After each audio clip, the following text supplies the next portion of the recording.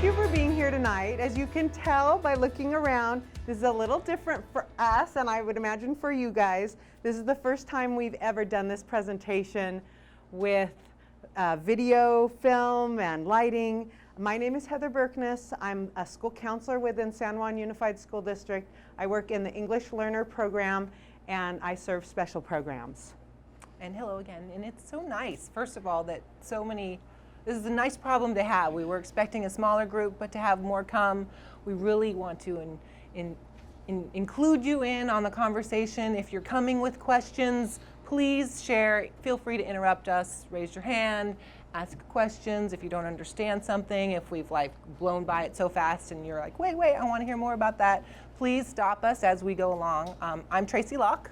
I'm a counselor in the district at Del Campo currently. So I have been servicing high school students through the college going and career process for, about 8 or 9 application cycles now, and I'm also a reader for UC Davis applications. So I have a little window into the UC admissions world. So that's what we can bring, and as well as both Heather and I have put children through that whole process and are surviving the college years ourselves now. So with that. Yeah, Tracie and I are both parents, and our kids have both gone through San Juan Unified School District. I have an 8th grader at Carnegie, a senior at Bella Vista, and a student that's a junior this year at UC Santa Cruz, and who plays basketball there on their basketball team. Yes, I have 2 graduates from Bella Vista, 2012 and 2013. My son went off to Sac State to play baseball after turning down several other colleges to my dismay. He played baseball there for 3 years, working on his mechanical engineering degree, and just decided this year that he's going to focus on his engineering so he can graduate this year and go on to graduate school, whereas my daughter graduated and went off to Long Beach State, and then after 2 years decided that she missed Sacramento and didn't like Southern California, and so now she is attending school up here. So we've both been where you are right now, trying to figure out what does the future look like for our own children, and how do we create advantage and opportunities for our kids as they make this transition themselves. So let's talk about the part that I think is the hardest part, because we can always talk about all the different strategies with college, and there are just an infinite number of opportunities for us to talk about. Let's talk about the kid piece. Okay, can I interrupt you? Yes. Real quick. Before we jump in, and we do jump in because we're going to be covering a lot of information. What you have in front of you is a green binder with this week's presentation in it. And every week we will give you the new presentation. So feel free to not even look at it and refer to it later, or look at as we talk and make notes and circle things, because it's built to be a reference for you. Most of the things that we talk about are going to be future plans. This is what you're going to be looking like in the future. This is what we're preparing for to complete. And you're going to be faced in a couple years with, what was that site that was a really good college search site that they were talking about? And if you have this reference tool, you can refer back to it. It'll be a place that when you start getting all that college paraphernalia and everything that you pick up from everywhere and that gets sent to you, you can kind of store it all in one place. So use it as you want to, as your leisure, as we're talking, and then we're going to jump in. So go. But this is a really wonderful tool to have, just a physical binder to get you started. Because honestly, I know by the time I was done with my first one, and my first one I think is like so many people have with their oldest, my guinea pig child. My child I tested everything else out with, and I had papers all over my house with college letters and information and little pieces of pamphlets and things that I thought were important. It would have been so nice if someone had given me a binder right around his 7th grade year to start, cramming things in there, and it's got nice little pockets for you, so just add in there as you go. So one of the things that we hand out as you arrive tonight is this Navigating the Teen Years. As a mom and as a counselor, I love this little tool, and it really is just a little tool. One of the things that is my favorite part about this little handy dandy pamphlet is that it reminds you of all the things we start out as parents and say to ourselves, when my child is in middle school or when my child starts making that transition to adult, childhood, I'm going to make sure that I know all their friends and all their parents' phone numbers and just all the little things that we all said we'd do for ourselves. But, you know, along the way, our lives get so busy that it's really easy to kind of forget that we made those promises to ourselves, that I'm going to listen to my child instead of telling them what to do. And so this is a great reminder of all those little tips that we had kind of thought about at one point and another, maybe even discussed with our spouses, talked about, thought about. I love principle 1, and we'd like to cover just briefly a little principle from this each week. Principle 1 is tune into your teen. And I do think that we live in such busy, live such busy lives nowadays that it is so helpful to have that reminder to stop and take time with your child, get a sense of what their passions are and what they're seeking in their lives.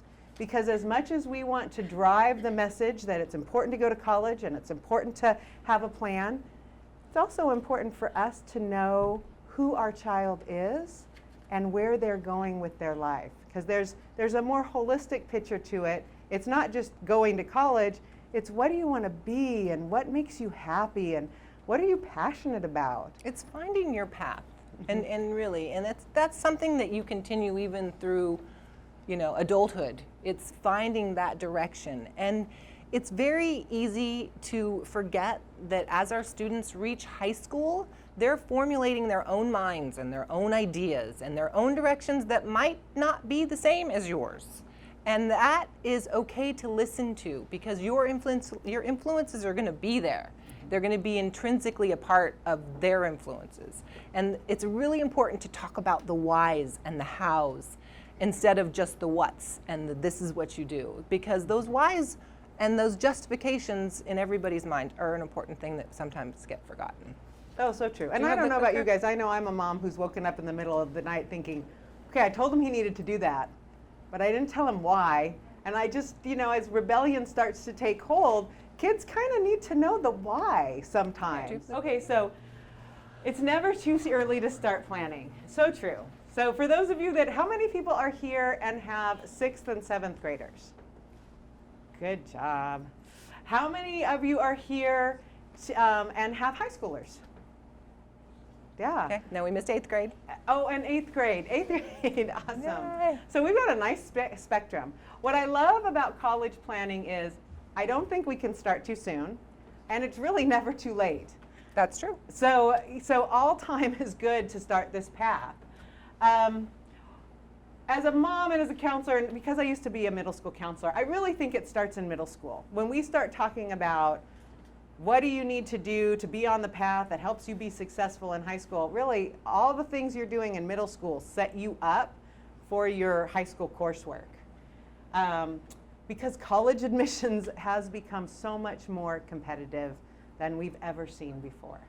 And it's a different process. And it's different even from when we all went through. I mean, I'm a 45-year-old mom, and just in the last 20 years, just in the last 20 years, it has changed substantially. I mean, I knew people that had the same GPA as I did coming out of school and went to a UC. My GPA now wouldn't get me I'd be lucky to get into a CSU. So it's become so competitive now that it's changed a lot. Changing sides? No, okay, sure, Okay. that'll work. All right. So why a college If degree you're over there, matters? though, you have to do the I'll forward. do the pump, yeah. Okay. Okay, we're preaching to the choir. Everybody is here. How many people in this room that are in school age want to go to college? Yeah. Come on, who wants Middle to go to schoolers, college? Who high says, you know what, schoolers. college is in my future, I want to go to college? Okay, that is why you're here, right? That's what we're all about. So we know that college degrees matter. If you expand your education past high school, your earning potential is going to increase. We can't fight those numbers. This is just a snapshot of, you know, unemployment rates for high school graduates compared to your bachelor's degree, which is a 4-year degree. And you don't need to see the numbers to know that that's just getting smaller. People living in poverty, this is the high school graduates compared to if you have your bachelor's degree. And your bachelor's degree is that 4-year degree you get from a university. That's what's considered your first college degree. Community college is a nice stepping stone, and we'll talk about that later, and they offer 2-year degrees. But when we talk about if you have a college degree, that bachelor degree is that minimum level that all the statistics are talking about. And it even speaks to how much you make. I mean, I think most of us recognize that the more educated you are in a field, the more people consider you to be an expert, and therefore you tend to make more on an annual basis, which is a plus. It's not always the only thing, but it's an important part of this equation as we move forward. There we go. Flow and sequence. Okay, the overall flow and sequence, and we'll move right into the A through G's. So the way that preparing for college works is the first thing that you're going to hear about is the A through G requirements. Any middle schoolers out there have heard of A through G requirements? Anybody?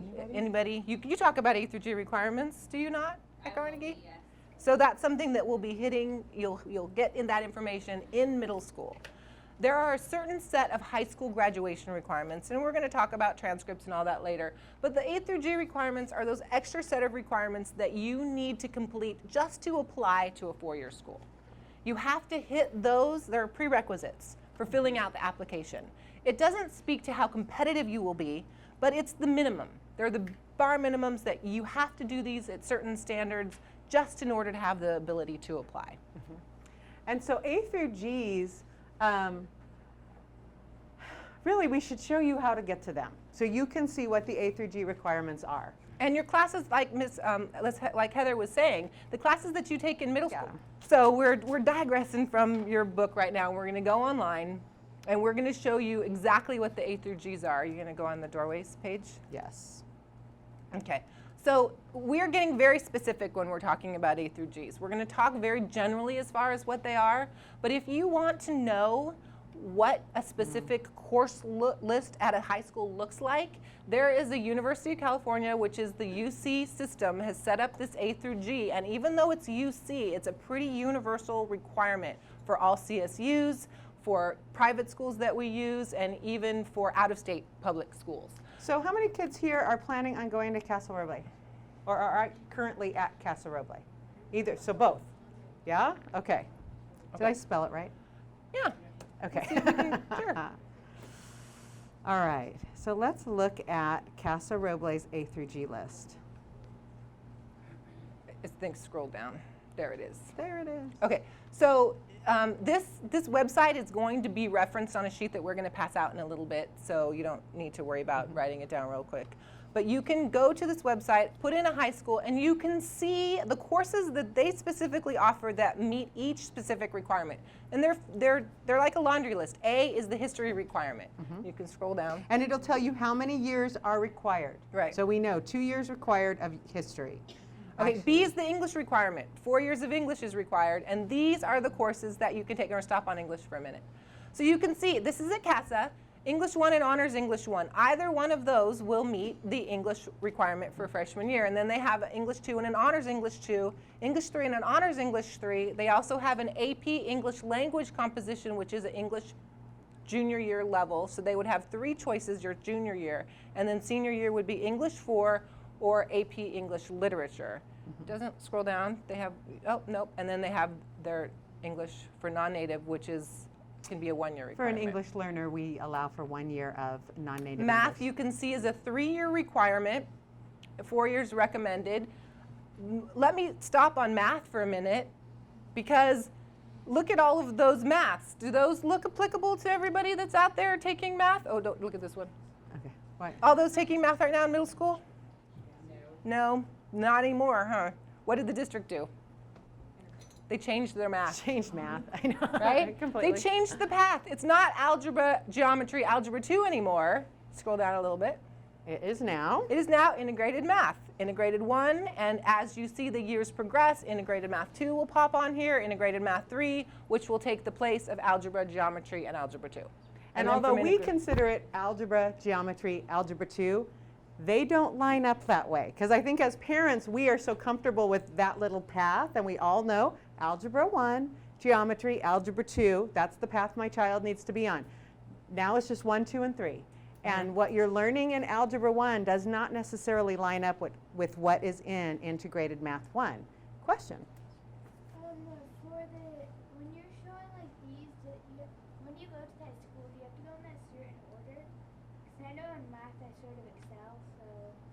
would I be able to skip ahead and go to a harder version of it? Sometimes kids in 8th grade take Integrated Math 1. Typically, Integrated Math 1 is a 9th grade class, but a lot of our middle schools offer it at 8th grade, and some of our kids are taking Integrated Math 1 in middle school. So then you would start in Integrated Math 2 when you hit to high school. So if you scroll up a little bit, it might say, can A through G classes to meet this, well, it doesn't say, but can A through G classes that you take in middle school count towards meeting these requirements? Yes, they can. A math class that you take in middle school can count towards your 3 years of required. We're not going to say stop after your sophomore year when you've hit the 3 years. We're going to say build on that skill so you can be competitive, but you will have hit your minimum when you get to that IM3. And you're sitting here talking to 2 counselors that believe in 4 years of math in high school. 4 years of math, 4 years of science. So really great choice. Okay, we're digressing again. Okay, yes. We're gonna stay on. end up being here 2 hours, but the math is not a race. 4 years of math is so important in high school. Colleges with admissions do not care how far you went. They care that you pushed yourself and that you have taken a steady increase every year for 4 years. If you end at Calculus 3, great. If you end at pre-calculus, I know many engineers that graduated from engineering school without having calculus in high school. You want to not fast forward and hit that wall and burn out. You want to pace yourself so you're taking math every year and building on your skills so you get the best grades that you can get. Because getting to calculus by your junior year and having B's and maybe a C is not going to help you as much as starting in IM1, going IM2, IM3, pre-calculus, those 4 years and getting A's and B's. Yeah. We could spend so much time talking about math. As counselors, it's a concept and a topic that lots of families struggle with and need support with. So if you're feeling like math has been a hard route, please don't feel alone. There are always at every level opportunities to accelerate. Even if you start, like this year at Del Campo, every single one of our freshmen except for one is in IM1 because the 8th graders didn't offer IM last year. So all our 8th graders, that even the ones that took algebra junior or 7th grade, they're taking IM1 now. But they will be able to hit Calc 3 by the end of their senior year because there are ways that you could accelerate along every path. And that really is the question. So as we make changes within our system, and I think because education is always forward moving, there will always be changes in the processes that we have. That's the question to ask. What are my child's opportunities for acceleration here? She's really great at math, or she really loves science. What are the opportunities for my child? And that's a great one-on-one conversation with your counselor as you continue to move forward, whether you're at the middle school level or at the high school level. And if you're in IM1 in 8th grade, and maybe you didn't perform as well as you're ready to springboard from that, repeating it in freshman year is a fresh start because then those 8th grade grades don't count, don't matter at all. If in completely, of course, 100%. And if she has anything less than an A or a B, I would recommend it. But once again, I'm We going to then digress. pop out of this. Okay, get back. Because we kind of are seeing now that's a great location. If you just type into your Google A through G list, you will be able to find your specific school's A through G list because every school offers different coursework. So if you want to see the breadth of coursework that's available to you and your child, it's a great resource to be able to go on there and look and see, hey, what's the highest math that CASA offers? What's the highest math that Bella Vista offers? What are some of the options I have for my child at some of these different schools? Because we're an open enrollment district, and you can really go anywhere. So there's a great opportunity for you to learn more about the programs that we offer in our Especially our 8th graders right now. Open enrollment period is starting soon, December to January. Right, Kate? December 7th it will open and it will be an online process. You will automatically, you won't have to do anything if you want to go to your neighborhood school where you're assigned. But if you want to look at the different high schools in a minute, if we go on, we're going to go on. So high schools are structured differently in San Juan. And looking at their course list is one piece in making a decision. The other part of the decision when you're choosing high schools and you're choosing high school curriculum is the block versus the traditional schedule. Now, at high schools, I know we have high schoolers out here. High schoolers? Where are you? Block or traditional? Oh, we have block. You go to block, you go to CASA. So you're a block, CASA, traditional, Rio? Okay, so we have block and traditional represented. So we have, if you have questions about what's it like at a block, what's it like at a traditional, perfect, right from the horse's mouth right here. The basic structure is at a block school, you take 8 classes over the academic year, 4 at a time. So you start the year with 4 classes. At the halfway point of the year, this is the holiday break, you have completed those 4 classes, and when you come back from break, you start the next set of 4 classes. So they're broken down into terms. Term 1 and Term 2 are the equivalent of semester 1 and semester 2. Term 3 and Term 4 are the equivalent of semester 1 and semester 2. We're going to talk about credits in a little bit, because when you get to high school, everything's about credits. You earn 5 credits for each semester's worth of work in each class. So you earn every term 5, 10, 15, 20, 40, 60, 80 credits by the end of the year in 8 classes. And then I'll do That's traditional. the block schedule. 9 weeks in a semester's worth of work. It moves really quick. Classes are 90 minutes long instead of 55 or 60. And I don't know, you want to say anything else about the block? Not really. Did I cover it? Yeah, Did I do pretty good? Okay. But the upside is there's only 4. But there's 4 at a time. And you can, this is another way we're talking about acceleration. If you fit it into your schedule, you could do a Spanish 1 and a Spanish 2 in 1 academic year. You could take 2 years of math in 1 year, because that's a way to accelerate. You're double timing that. Do you burn out in an hour and a half sitting there? It's, Well, that's a good question. Good Do you question. burn out Do I burn out? after an hour and a half? It's kind of a long class. Well, for Get up and exercise? you do get 10-minute passing periods halfway through. oh, Del Campo, we only have 7. So Okay. it's basically like 2 classes. So do you get like a 10-minute break in the middle? Is that what you're saying? Okay. Yeah. You So get a water break. maybe It's like on so. a long game, they get a water break. Right. Yeah. And the way that we structure, we have lunch right in the middle. So, Okay, and then we've got traditional. So we've got a Bella Vista representative here in the back as well. And so traditional is 6 classes all year long. So it's 55-minute classes, kind of old school, English, math, science, social studies, foreign language, PE. You take those classes all year long. So there's no and when are you breaking it awarded up. credits? And we award credits at the end of first semester and at the end of second semester.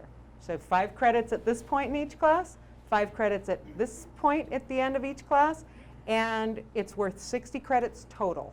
And you need 220 to graduate. But like she said, we'll talk more about credits in a little bit. Yeah. So you've And the main Definitely, difference yeah. is in the way credits are awarded, and their credits are posted. At Del Campo and CASA, we just had finals last week. So last week was the last 2 days of term 1.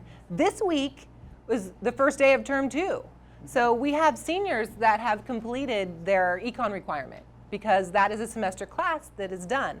Because of that, you have the potential to earn your 280 credits by December. We usually have about 24 students that graduate mid-year. Do you have mid-year grads at CASA too? I believe so, Yeah. yes. Any questions? Because I do find that there's a lot of questions for families in terms of block and traditional, only because we're trying to figure out what is that best platform for our own children. You know, is there maybe something unique about one of these programs that might satisfy the needs of our kids a little bit better? And I do have to say, for some, the answer is yes. So it's worth it to kind of look and get more information. For kids that I think struggle with organization, 4 classes a day alleviates that overwhelming sense of a lot all the time, where some kids need to be in a class all year long. So it just depends what your child's needs are. All right. So any questions? Block traditional, we're good. All right. Yes. I have a question. Which is better for a student who's advanced and in honor classes? And want, block or the tradition? Well, I think Tracie's right. Block will allow your child more opportunities to accelerate. You could really go very quickly through math if you really felt like your child was ready for that type of rigor. it could be very impactful. You know, it's one piece of the puzzle. If you have a bright student that's going to accelerate, they're going to accelerate in either scenario. Yeah. They're going to do well at either structure because they have school figured out. It's just different choices. It's different options. We have 90-minute periods, which allow for an AR class. So we have seniors every year that leave during second period to go take a class over at AR because they have that time built in to the day that allows them to do that. It's a little bit more difficult with a traditional schedule where you have really quick periods. We have different opportunities for that, but it just depends on the needs of each individual student. And I do think that's why it's important to look at that A through G list and take another look and see how high did they go in some of these courses. And Do what they AP offer class what you need? offerings they have, because every campus has different AP offerings. Some may offer, AP music appreciation, whereas some might have AP physics, where others only have AP bio. Some offer AP languages, some don't. So look at those higher level classes on the doorways page. Okay, so middle school matters. Now this is all you. Oh, I love this slide because I do think that this is an important component to the equation. When we talk about acceleration and college readiness, we really need to have a conversation about what are kids doing here at this middle school level. There were a lot of times I would hear kids say back to me as a counselor when I worked here, oh, well, middle school doesn't matter. They're never going to pull my transcripts anyways. And that's very true. No one is ever going to pull your middle school transcripts. Colleges won't. Well, and We really, look at them for what? placement. Okay. Well, we look at it, absolutely. So, but I don't think an employer is going to ask a child for their Right. middle school records, nor is a college. We refer to them often, though, as we make academic recommendations for your child as they move forward. The work they do here and the success they demonstrate is very impactful for a child as we start looking at what is that next level for them. We really don't want to overwhelm kids as they make the transition to high school. We want to make helpful recommendations for families. So that's why one of the main reasons that doing what matters here will be so meaningful for you later. We also offer AVID at all of our middle school campuses, and I think at every high school, so kids can begin part of that AVID pathway as they move forward. And AVID stands for Advancement via Individual Determination, and it really is a program designed to help kids plan their path into college and gain acceptance into college. It talks about helping you pay for college. It's a great program to More really of a prep program. It's a It prep. also prepares students to be Yes. successful in college. I mean, it teaches you how to take notes. It teaches you some of those fundamental skills that you need for that transition to college. So it's great. And they take kids around to colleges so they can see what it's like to be on a campus and experience it. It's not designed for those top-end kids that are just right at the very top all the time. I say it's not designed for kids who have school figured out. Yes. Because students that have school figured out don't need the skill building that AVID is all about. AVID's all about skill building, especially at the high school level. However, AVID is one of those things that takes up a space every semester, every year. It really is meant to be a complete package that you go all the way through with. So there will be decisions that kids have to make in order to fit this in if they really want AVID. And some kids take summer coursework so that they can get all their puzzle pieces to fit just perfectly. It's all about the puzzle pieces. It really is. Really and is. then we now have a new middle school honors program. It started last year. Super cool. So kids have the option to decide which honors classes they want to be in. In the past, it was an all or nothing experience where if you were in honors English, you had to be in honors science and you had to be in honors social studies. It was all part of the HA program.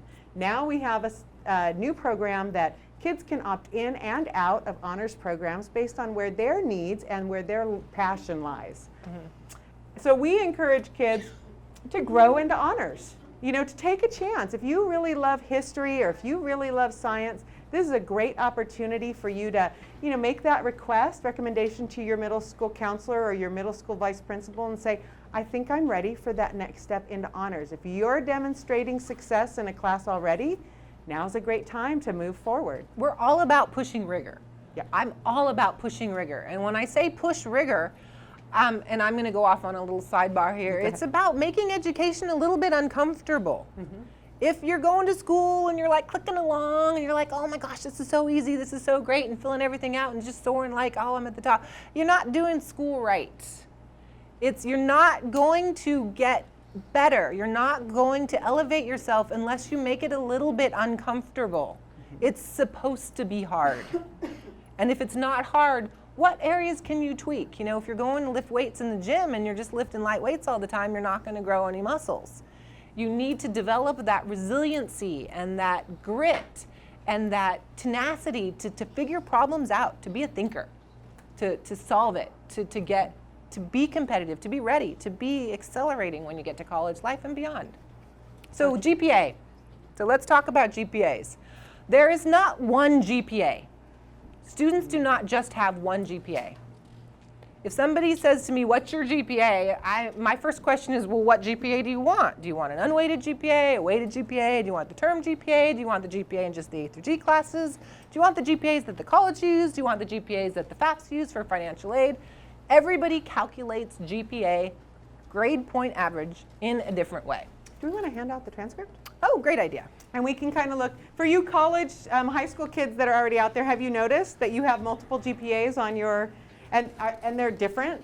They're all different. Here's a transcript It'd be so for nice you. to have a little handbook that says Here. why they're all Start on different this and how side. they're These different. are all different, just examples of transcripts. You can take one or two, and I think, or just one. I think I have one for everybody. But ultimately about this slide, the question is how many kids here, raise your hand, knows how to calculate your own GPA? Because kids should be able to calculate your own GPA. So we really want to make sure that families understand how to do this, because on the transcript that you've just been handed, you can see that we have 4 GPAs on there. There's weighted GPA, unweighted GPA, state GPA, and prep GPA. They're all calculated differently. And at some point in time, you're going to be asked to know your child's A through G GPA, and that's not even one of the ones that's on there. So if you're planning on going to a college in the state of California, you may need to hand calculate a GPA at some point in time for your child. And by the end of your junior year, if you know your SAT scores and your GPA, you will have a pretty good indication of what CSUs you are going to get into, because CSUs admit students, and that's California State Universities, and we'll talk more about that later when we go into the university systems. They admit students purely on a formula. It is a computer that makes the decision whether or not you get in. They take your grade, they take your A through G GPA, and put it in a formula with your test scores, and that gives you an eligibility index number. And if your eligibility index number is above their admit, you're in, and if it's below, you're waitlisted or rejected. And that's as simple as that. That's for the CSUs or the California State University systems.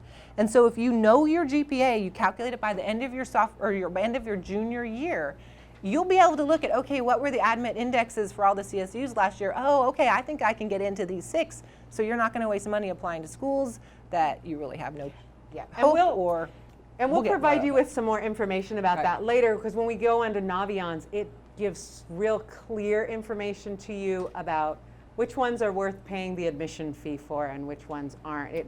For each individual student. Yeah, and for each individual college. So helpful. But let's talk a little bit about GPA. So GPA, when you get into high school, you have traditional GPA that you have with your traditional classes. So regular English, an A's worth 4 points, a B's worth 3 points, a C's worth 2 points, a D's worth 1 point, and an F's worth 0.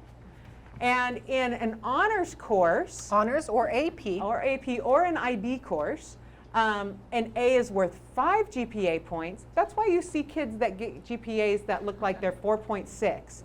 You can get above a 4.0. You have to take weighted courses to do that. That's AP, honors, and IB. An A is worth 5 points in the calculation. A B is worth 4. A C is worth 3. Please note a D is still 1. So if you're not feeling like it's a class you can be successful in, the D will not bump you to a C GPA calculation. It's still worth just 1, and then an F's worth 0. So when we look at it like this, let's say this is a typical report card. Students A, B, C, B, A. That equals 20, Straight average. straight average. We divide it among how many classes? 1, 2, 3, 4, 5, 6. And this student has a 3.3 GPA. So it's just a straight average. And you can do this with all your classes. You and can then, do a term GPA or a semester GPA would only be the classes in that semester, whereas an overall GPA would be all the classes that you took in high school. An A through G GPA would be only your A through G classes. Different little differences with how you calculate a GPA. yeah, so you're Well, A through G. certain electives are A through G electives. So art is an A through G. So it depends on the specific class. There are art classes at every campus that are A through G art classes, and there are art classes that are not A through G art classes. Because I think we, as parents, we make the assumption that it's only your hard classes or your core classes that are components of your A through G. But my son's super easy ceramics class was part of his A through G calculation. Right. Because he needed to take a fine art. And that's on the A through G list. So the question is, when you go on that A through G list, what was the GPA of your child's classes in those A through G courses? Right, and if you look at the transcripts, they're denoted on the transcripts by an asterisk. So every class code that has an asterisk by it is considered an A through G acceptable class, and it will appear on that school's A through G list. Any questions about GPA and in front of you? Okay. All right. Okay, so yeah, timeline for college readiness. Okay, this is really simple, really straightforward. We talked about middle school and why middle school is so important, but what happens once you hit freshman year? What is important about each year in the college prep process? The first 2 years are all about planning and learning. Simple as that. But it's important to plan and to investigate to learn. We're going to be talking about 4-year plans and giving out formulas to creating a 4-year plan, because Heather mentioned the puzzle pieces. In a traditional school, you only have 6 classes every year to work with. Block, you have 8. If you want to fit in all your courses and be on yearbook all 4 years and take band and maybe try a year with Science Olympiad or Academica, you need to fit all that in. And you need to map that out at the very beginning so you don't waste courses, so you don't start with something that is going to make your decision up later. Now, every year, of course, those plans are amended, because at the very beginning, you might not know of a class you want to take junior year. That's why we say do them in pencil and do them every year. But you have a plan. You have a direction. Sophomore year, it's about amending the plan, setting some goals, and taking the PSAT.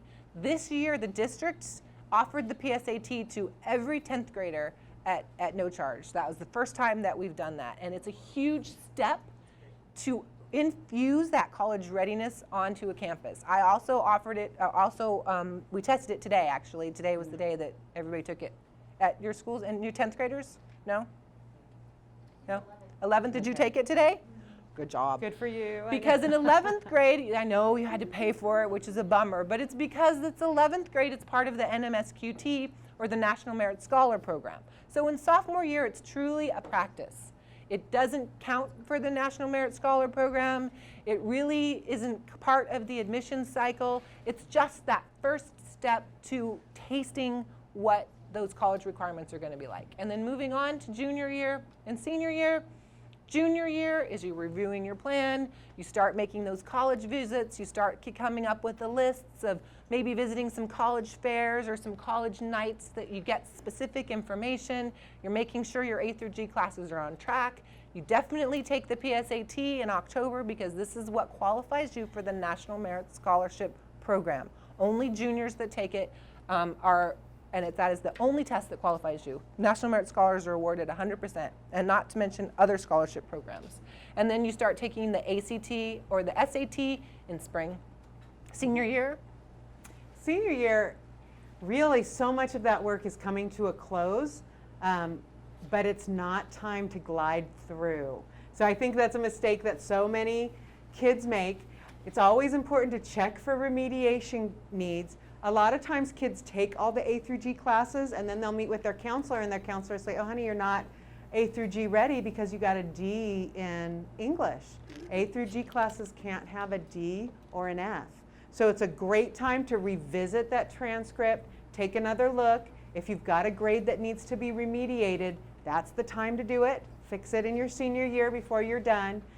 Retake the SAT and ACT as needed. I know I have a senior this year, and he's going to take his last SAT in November. You have until November and December, depending on the school.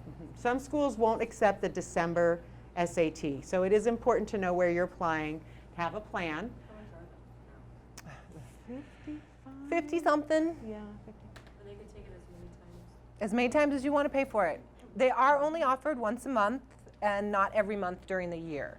So the SAT starts in September or October, and the ACT usually starts the month prior, and their last test is in June for the cycle. So they're usually offered consecutive weekends. The SAT is the first one, and the ACT is the second one, and we're going to talk more about that because the SAT is changing. And we're going to talk about the new redesigned SAT that's rolling out next March. But yeah, as many times as you want. Really, though, more than 2, the statistics show there isn't a huge improvement. So 2 is a good number, maybe pushing for that 3rd if you want to put some time in to study and prepare, or if there's a big time gap in between, so you've learned, because they really are curriculum-based. But taking them consecutive times, you might even see a drop-off in score. And we really recommend that kids need to be past that Algebra 2 mark. Integrated math 2. Oh, 3. 3. Yeah, integrated math 3. Hi, yes, I question. was just curious if the ACT or SAT were weighted differently. Are they both looked at or different? UC. They are universally accepted across the country. In fact, well, this is digressing. We'll more talk about now, less later. The ACT is, if a college is going to prefer a test, they prefer the ACT. They are both universally accepted, and the whole redesign of the SAT happened because they were losing market share to the ACT. And that's my personal opinion. But the SAT is now more closely related to the ACT. They used to be vastly different in the way they asked questions and the structure of the test. And the way that they ask questions and the vocabulary, the educational vocabulary that they use, and how they are structured in their questions are more closely related now. Well, starting in March. And how they calculate your answer. So in the past, it was not a positive choice to answer all questions on the SAT, because if you had a wrong answered You got question, penalized for guessing. you were penalized. But that is now going away. So how the SAT is being calculated, how your score is being calculated, is also going to change. So big sweeping changes for SAT this next year. Definitely take them both. If yeah. you are serious about going to college, there's no reason you can't take an SAT, take an ACT, whichever one you did better on, prepare a little bit more and take that one again. And if your family is receiving free and reduced lunch, we do have SAT and ACT waivers at all of our high schools. You're allowed 2 per your high school career. So definitely have a conversation with your high 2 of school each. counselor if you think you might be requesting a SAT fee waiver. There's a whole, junior year is known as the testing year. Junior year is the year you should fit all of your tests in. Subject tests, we're going to talk about that. ACT, SAT, we'll get more into that later. Yeah. And then right at the end of right halfway through your senior year, you're going to complete your FAFSA, which is your free application for federal aid. So, and actually that is going to be moving up. So for the middle schoolers out there, they're pushing the application period up for the FAFSA. It's now January 1. It's going to be as early as March in the next 2 to 3 years. well, and I really recommend. I mean, October. Why did I say March? October. Well, it says March here. Yeah. Our district has several Cash for college nights throughout. We've got such a large district, 75 square miles. So if you have an opportunity to go to a Cash for College night, especially if you're a senior and your family's going to fill out a FAFSA, and they really are hoping that we will move towards universal FAFSA completion. Everybody needs to file a FAFSA. Everyone does. Even if you know you're not going to qualify for a Cal grant, or FAFSA is the financial aid driver. Loans are driven through the FAFSA. School grants can be driven through the FAFSA. There's a middle income scholarship now that goes up as high as $120,000. 150, sorry. No, thank you. $150,000 a year that you can get some money So Yes. No, so it's, and right now, high school counselors are starting to plan for Cash for College night, so we'll be coming Ours out is with in dates. January. Yeah, we'll have dates very soon at all of our school sites, not all, but, you know, we try to do quadrants there is and one areas. at Rio, there is one at Del Campo, there is one at San Juan, and there's one at Encina. Yes. In the district, those are the 4 high schools that have a Cash for College event, and anybody is willing, anybody is able to go to those. Oh, yeah. You don't have to go to those schools. And in the past, and I believe as we move forward, if you filed your FAFSA at one of those events, your child would be Not entered anymore. into. They removed Oh. the scholarship. Okay, there was a little fun scholarship thing, but I guess they don't do that anymore. Okay, my bad. Okay. Okay, CTE program. So CTE, I brought, for anybody that wants to peruse the CTE offerings of our district, I did bring a copy of our CTE course catalog. CTE, Career Technical Education, it is more than just on-the-job training. It is on-the-job training, but San Juan is a perfect example of a school that has a plethora of CTE or Career Technical Education programs. In fact, are you guys a part of one, or are you just here to volunteer? So Anybody? Anybody part of San it? Juan High School students back there, Oh, yeah. working the cameras. Yep, so this is part of their CTE program. They are students at San Juan High School, and they are here as part of their digital media program. So let's talk about what is offered in our district. Can we do the? Oh, I'm gonna cheat. Oh, cheater. So we've got farming, right? Agriculture program over at CASA. We've got film and digital media at several of our school sites, including Del Campo, San Juan High School, and I thought there was one more. Constructions at San Juan High School, And woodworking, and woodworking, thank you. Child development, finance. finance, a dental assisting and medical assisting programs, culinary and bakery over at San Juan High School. I don't know if anybody has ever been to San Juan and seen their culinary and bakery. It's like art that you eat. I mean, it's just so beautiful over there. Computer science programs, Also career business tech at Del Campo. career business tech, maybe? Okay. I think this one's engineering with the little gears. ROTC, No, and we have a law enforcement academy. law enforcement, and aviation. So these are all programs within our district now that we offer at one of our high schools, one or more of our high schools. So pretty exciting that we have these. It can add to the school choice a little bit if you're thinking that's a direction. Also, there are some programs that might change over the years that do take students from other campuses, so you don't necessarily have to attend that school to go to their programs. And it's a junior and senior year thing. So in the planning, you take the courses that lead up to it, your freshman and sophomore year, and then your junior and senior year, you're enmeshed in the programs for half of the day. Oh, I didn't say automotive. Automotive's in there too. Oh, that's at Del Campo. Maybe that's what that is. Yeah, okay. Because I have been a high school counselor over at San Juan High School, and I have seen kids leave San Juan High School earning $35 an hour going on to an automotive job and taking community college and doing that and kind of being able to fund their way through college through the career technical education that they've received at the high school level. And students that are interested in a nursing career, the medical assisting program is a nice jump because there are certain nursing programs that award students admission based on points that they've earned or certifications that they have, the pointing structure, and you get a medical assisting certification that can help you in having priority for classes once you are enrolled and start other classes in nursing too. Clinical experience. If you're a student that's thinking medical down the road, clinical experience can be very meaningful for you. And those are all things you can plan for and be college. There's a huge push to make CTE A through G. So by the time that the 6th and 7th graders are out there taking these CTE classes, they will be A through G classes. So let me ask, how many kids here know what they want to be when they grow up? Oh, come on, really? Usually I get like 90% of all kids are There you like, go. You yes, got I one. know. One Can I brain cell. ask, what are you thinking? Okay, great. And? I was thinking of applying to join just the Navy. Okay, great Nice. path. Are you going to plan to go to a school that has an ROTC program? Maybe. Thinking about it? Yeah, good choice.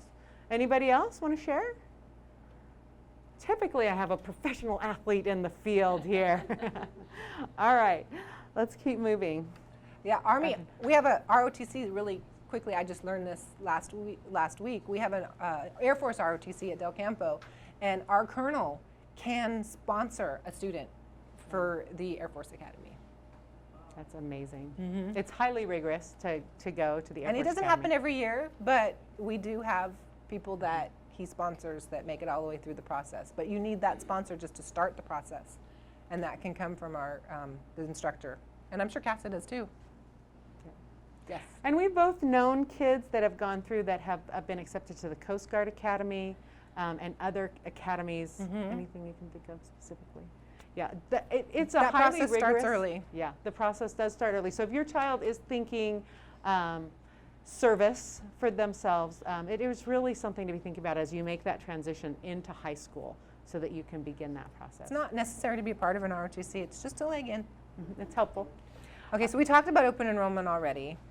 But please know that if you're thinking about making a choice as your child transitions to high school, it's a great time right now to be looking at some of the other school sites.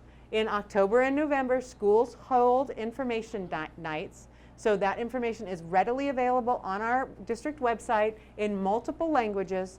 So if you are interested in finding out when a school you're considering is having an information night, it's a great place to find that resource. Open enrollment begins in mid-December and it goes till January 31st.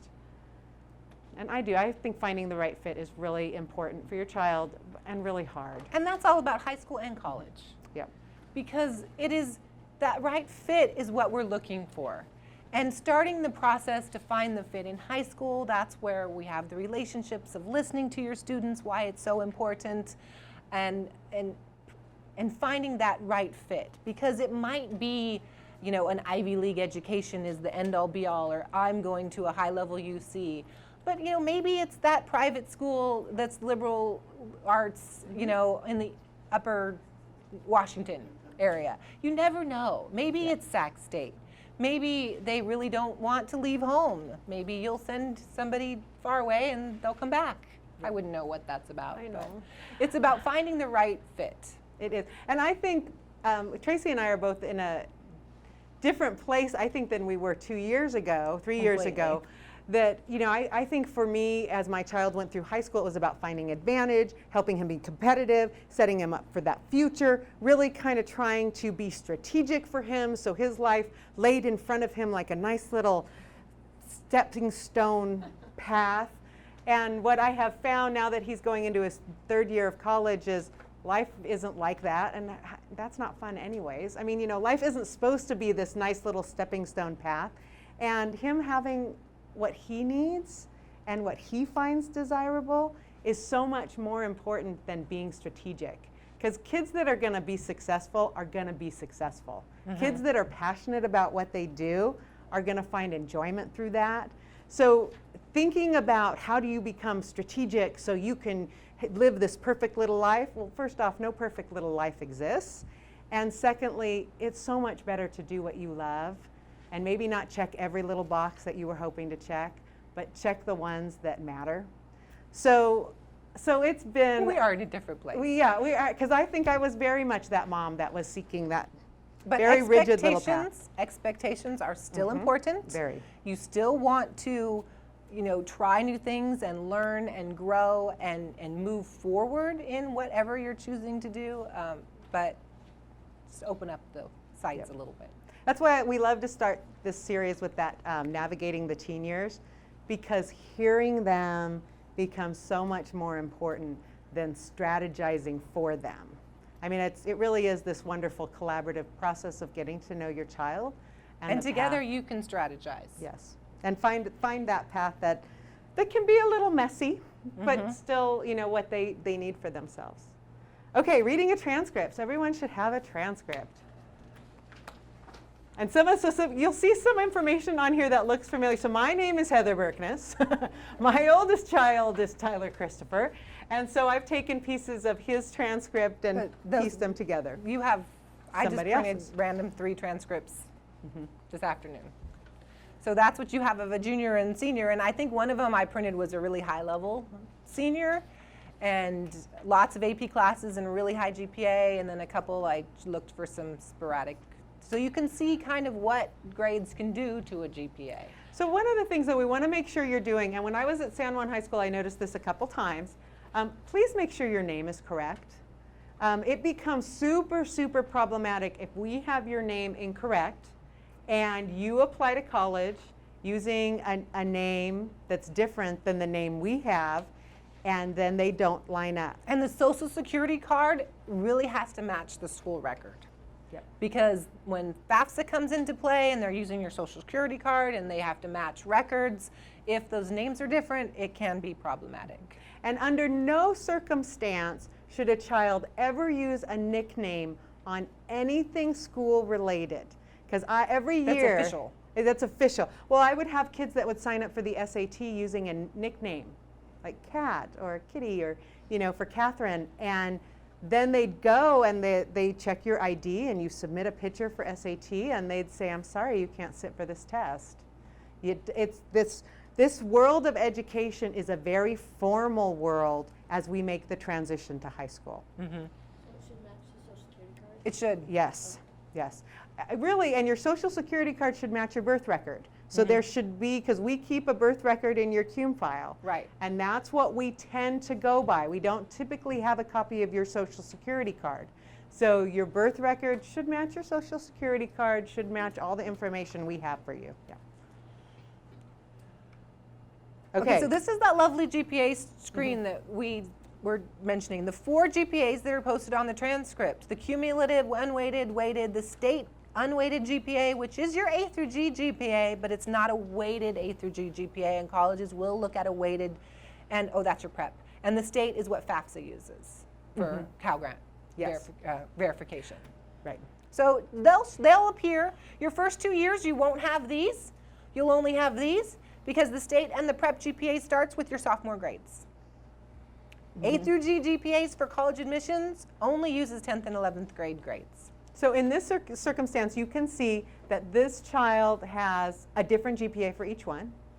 If this child had not taken any weighted coursework, there'd be a lot more similarities. So weighted coursework is going to be what really starts to differentiate those GPAs.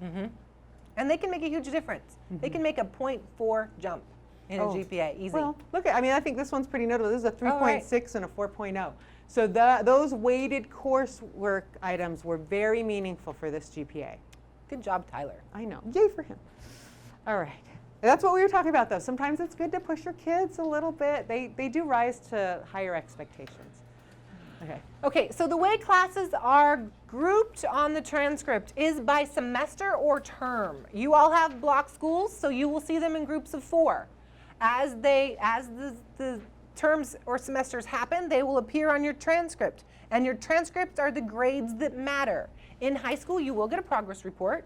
You will have progress grades, but those aren't going on your transcript. Those we'll use to determine your eligibility for sports or other programs or maybe a work permit, but that's not what colleges are going to see. Colleges are going to see your transcript grades. That's why they're oh so important to, if you have that one extra assignment that can bump you from a B plus to an A minus, that B is calculated the same if it's a minus or a plus.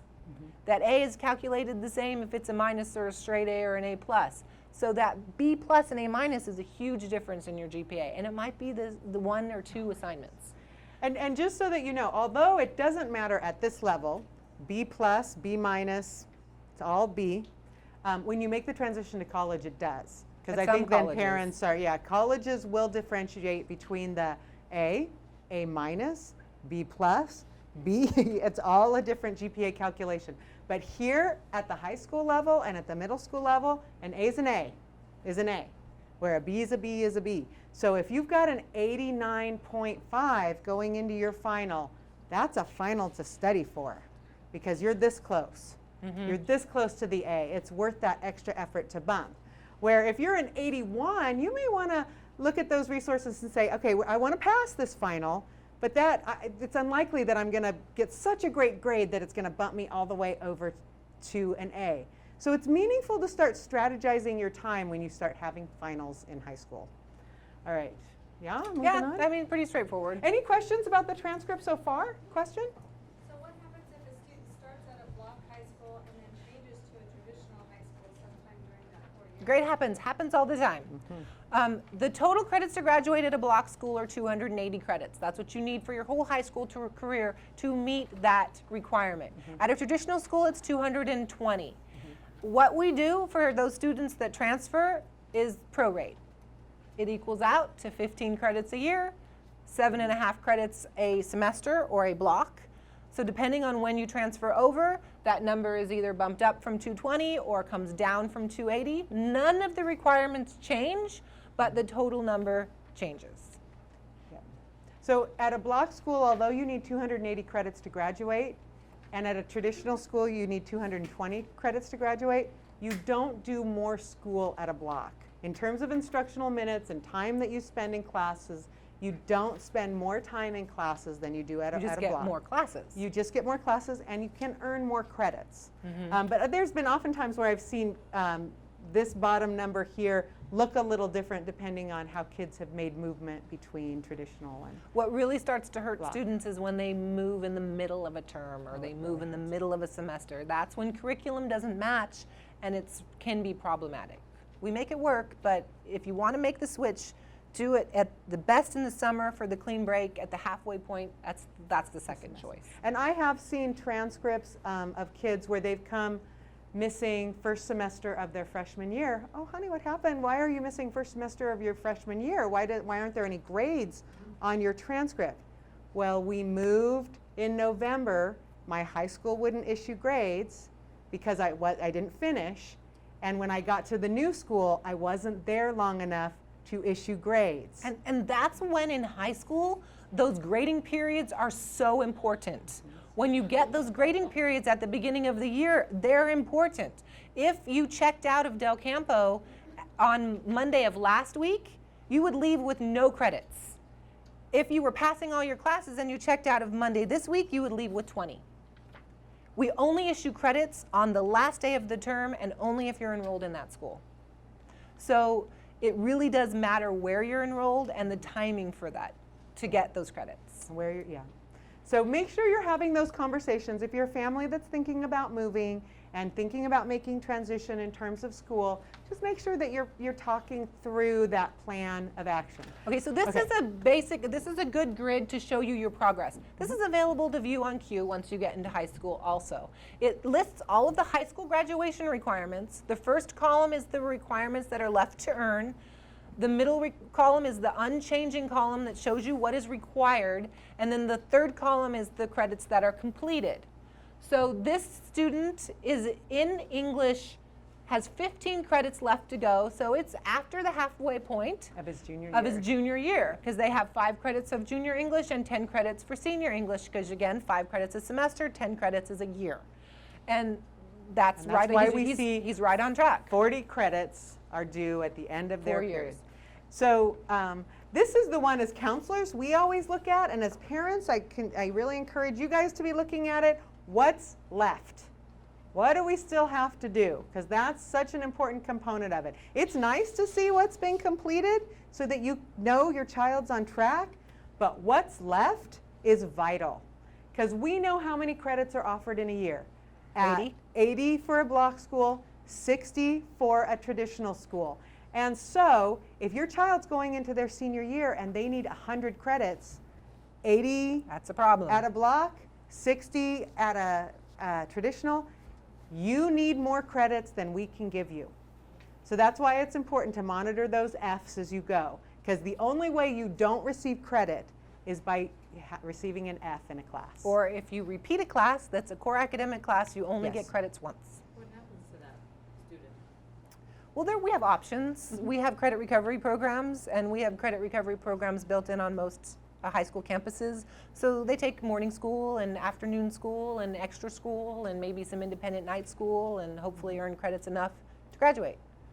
And if a child does not, then we have adult ed, that kids can transition from a traditional high school onto adult ed and continue to earn high school credits and receive a diploma. So it's one of the things I love about, They can't walk with their. no, Correct. yeah. So In fact, there's lots of reasons you why a can't, child doesn't you walk with their can't class. walk with your class if you have anything in this column, even if you have met all of your A through G's, been accepted to an Ivy League college, and have amazing grades. If you still have that health requirement sitting out there because, oh yeah, you forgot about that health class and you didn't take it, or you had to be pulled out of PE and you still have 4 PE credits that you have left to do, you can't walk. You're not walking. You're not graduating. And another So you have to pay attention to this as well as the A through G's. Another component that has changed on the transcript you have in front of you, Oh, yes. and Okay, who's on heard the here- news about the Casey? Woo! No, okay. No, nobody's heard it? All right. So Casey now has Governor Brown signed, I believe, last week that the Casey no longer exists for kids. Well, they put it on a 3-year hiatus. Oh, thank but you. We know it's not coming Yeah. back. And so kids will not be tested, and going back to 2003, they'll be issuing diplomas for kids who did not pass it, but If had they, enough if credits they to completed graduate. all their coursework. So So it's no longer a contingency to a diploma. Now it's total credits and classes. That's what we're looking for. Okay. all right, questions about this piece of the transcript or the Yes. transcript? If they get an F, say in their freshman year, can they get the credit during the summer? Is there offerings for that so that they don't get behind, like, they get that F? and See, summer that they is take the off? that I is just the wondered wonderful about thing that. about the language of high school. Summer school is no longer a have to. Do I have to go to summer school? Summer school is an opportunity. Yeah. Summer school is never a have to. Even if you received Fs in all of your academic classes, we're still going to put you in your sophomore level classes. You're still going to sophomore English. We're going to say, yeah, we recommend you should go to summer school, but it's an opportunity to earn credits back. There will always be some sort of summer school program, whether it's through San Juan or our independent study program or other schools that pick up the slack. There will always be summer options available if it's online or independent study, but it's an opportunity and it takes proactive action from the student because it's not an automatic thing that happens. But it doesn't look like it used to look like, where summer school, I think as parents, we think of summer school as you go every morning at 7:30 in the middle of the summer and you stay all day and then you come home and it's like 6 weeks and it just seems to go on and on forever. Summer school now can be an online course. There's independent study programs in our district. Yeah, 10 credits per summer. Yep. Okay, so Okay. you can earn 10 credits. You can earn up to 10 credits per summer. And then is there any kind of, like, graduation requirements like this? Is it the same if they do online school? Like, is there an online school in San Juan? We have, That's a good question, and the answer I give you now will probably be different in a year. San Juan is just starting to implement online cooperation. We do have an Apex, which is an online program that we're running credit recovery now, and we do have a few instances where it's done for acceleration. We do have a list of online providers that we have deemed A through G that we will accept and put on our transcript. So yes, most of those are fairly expensive, even though things like UC Scout are coming into play, which are very reasonable. And there are other programs that parents bring in to me all the time that they can maybe get high school or maybe get college credit for and not necessarily high school, and which is something to look at too. yeah, lots of great, and we do have alternative programs, independent study programs in our district, like El Sereno, that's an independent study program that's here in Fair Oaks. So we do have a lot of different, we have a variety of programs for kids. Yeah. Okay, All right. vocabulary. Oh, very cool. So we're in the zone. Oh, We we're figure- in the zone. Okay, Yeah, I was all worried. One of the things that Tracie and I try to do, this class is written down for 6 to 8. We figure it takes us about an hour and a half to roll through the material and allow time for questions. Tonight, so this is typically our last slide. We go over vocabulary, kind of some of the things that we've covered, and we give you a prep for next week. So let me ask just real quickly as we begin to think about next week, how many parents here access their parent portal? Okay, so if you do not access your parent portal, I think it was just about everybody though, but if you do not access your parent portal, we do want you to come next week with your login, because we are going to be talking about the parent portal, logging on and walking through some of the information on there. We're also going to talk about Naviance. Do you do Naviance, Cassette? I don't personally. but you've heard of it? Yes. You've heard of it? All Have you right. heard of Naviance? Well, my English teacher last year had us register accounts and learn about it. Wonderful. Some of our middle schools are starting to use it. Our high schools are using it more and more. It is a college prep tool. Yep. It is your college preparation, study, education. Heather's going to pop it up and show it to us real quick. Well, I'm not going to log in, but I am going to show parents where they need to go to log in, because we want you to come next week with a Naviance login as well. So parents need to log in, kids need to know theirs. So we're going to go. Because parents have their own unique login like Q. So this is, okay. I went to Parent Portal. Let me start again. Okay. Okay, so I'm here at, this is the district website, www.sanjuan.edu. And I went to this little top button up here, which is Parent Portal. This is where you'd enter your Parent Portal information, but if you come down here and hit Naviance, that's what we want parents to do prior to next week. And then you're going to go down and pick your child's high school Or middle school. or middle school, as they're all on here. If your child is 6th grade or above, he or she has a Naviance account, and you are eligible to sign up for a parent account. to view it. I'm going to hit Bella Vista because that's where my kids are. And then you'd go to this little section here and say, I need to register. And you'd enter your registration code, which is your Q code. Your So Q PIN number. Your PIN number for for Parent Portal. Your PIN number for Parent Portal. Sorry, we say Q because that's what it's actually called. But so that's where you'd enter it, and then it'll send you an email. So the email that's loaded in the system for you will get an email from Naviance saying your password has been set up, and it'll give you some information. So if you don't get an email, please call the office that's associated with this class, the 7929 number, and we will make sure. Should we give it to them again? Yeah, is it on the, it should be on your binder. It's at the very front of your binder.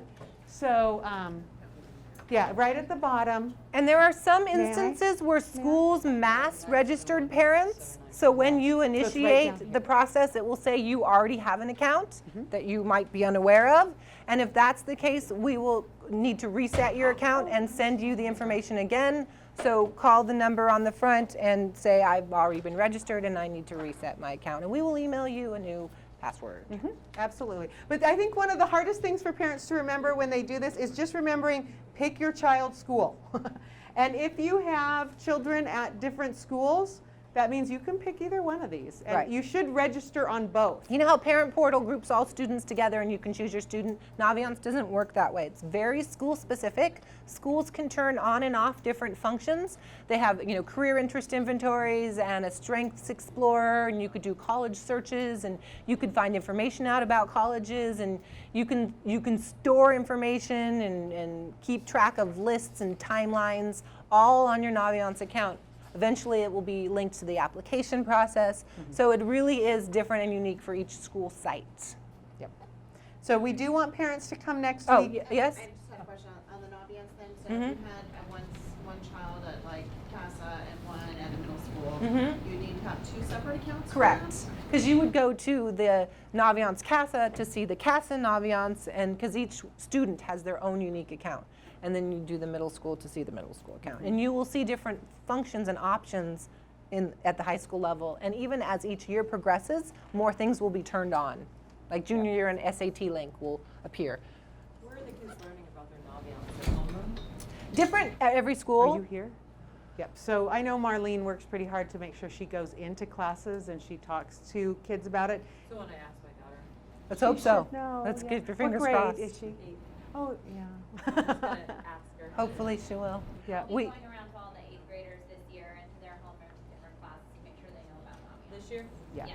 Well, but I know Marlene's been doing it for years, so they should have received something. So this is a perfect opportunity for me to give a plug for counselors. Morgan. Because especially on the high school level and also at middle school, counselors are a wonderful resource for anything that you need information for. If we don't know it, we will find it, and we usually do it in a pleasant way if we're having hopefully good days. And we have resources. We have the resources for colleges, for classes, for personal social stuff, for community relations. If you want to know about a club, we usually have club lists. If you need tutoring, we have tutoring lists. Counseling, the counseling office is the go-to one-stop shop for everything. So if a student is questioning about anything, I say walk into the counseling office and you'll get your answer. And I do have to say, and I am a counselor, so I know that my rules tend to be different than everybody else's, but one of the first things I did when my child started high school is I knew my child would have that same high school counselor for all 4 years. And every high school works like that. And every high school here does work like that in San Juan.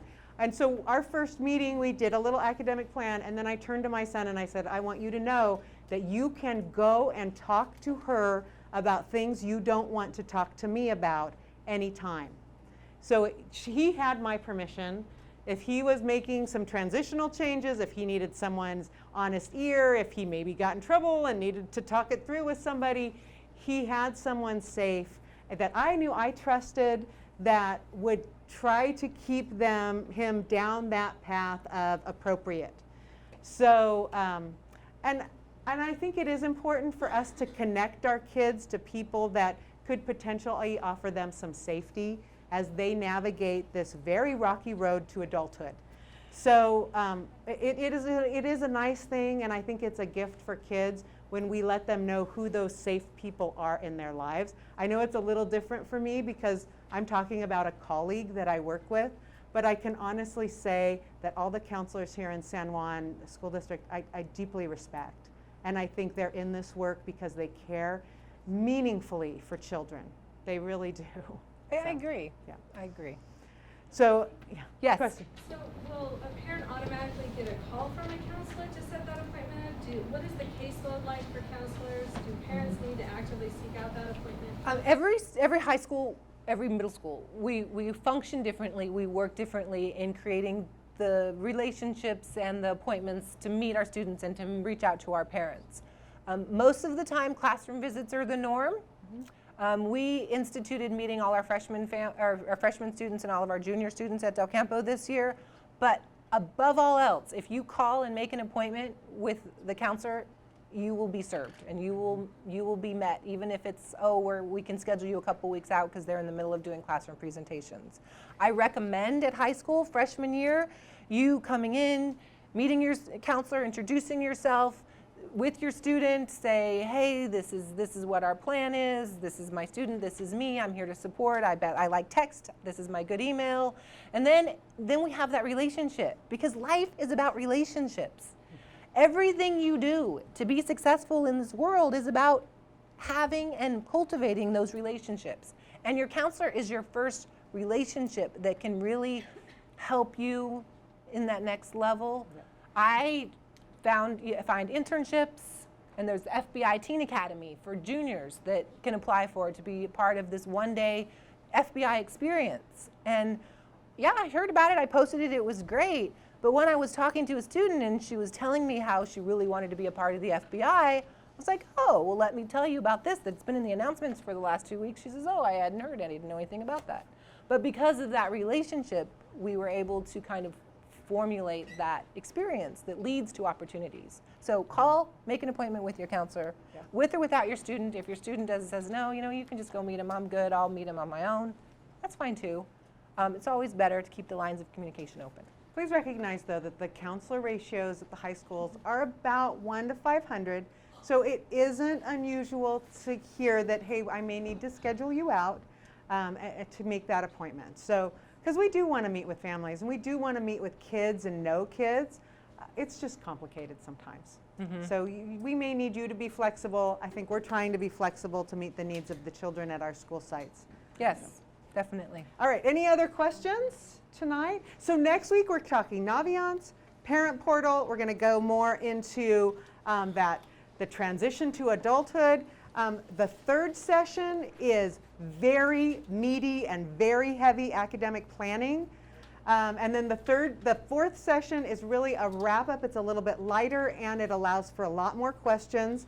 Plus we talk about some of the CTE and community college offerings that are available to kids. And I find that one to be such an exciting topic because one of the things I love about school in California is you don't ever have to be done. You could come out of high school with the worst GPA of your life and you can go to community college, you can always fix it, you can always continue, you can always continue to go forward. And so I love that about schooling here because we all know that education is a real positive for our kids. So, all right. Any questions? Yes. Is there a list of schools that, remember that page you had pictures of the CTEs? Yeah, that have the different schools. On, And what they offer? we do. The website is as, I think the CTE catalog is available on It our is online. website. Yes, and you can go on our website and all that information. Yes. Most definitely. But we'll have those links for you next week. I think that's a really good one. And we also have a grid that I typically give out this first one, and I just didn't have it with me tonight, that is a 3-column sheet that shows what the classes your kid needs for graduation, what the classes your child needs for CSU, and what the classes your child needs for UC. And it's nice to see that little comparison in a grid. So we'll have that for And you as well. I mean, and that's a good, really segue to week 3 is we're going to dive into the different university systems, and even though the A through G requirements are similar, the way that they admit students is different. So the things that they look at are different, and where UCs look at more of a breadth of a student, and that's where the rigor really comes into play. That's what Heather's talking about. All right. Well, thank you all for coming out this evening. We really appreciate you being here. Thank you. Thank you.